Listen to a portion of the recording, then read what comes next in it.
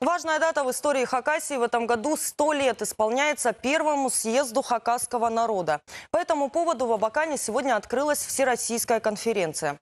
Участие в ней принимают ученые, преподаватели, члены республиканского и районных советов старейшин, общественники.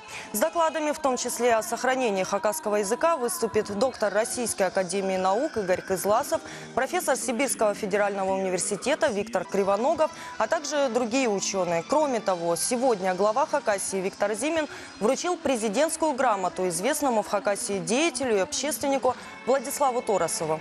Добавлю, первый съезд был проведен еще до революции. В советскую эпоху их не было. Возродили традицию только в начале 90-х.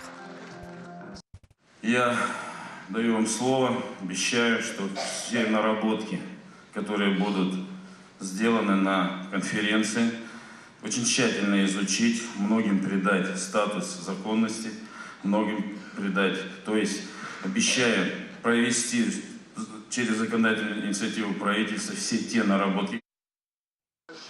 Стоит отметить, важнейшую роль в становлении хакасского народа сыграл ученый, правовед и идейный вдохновитель первых съездов Степан Майнагашев.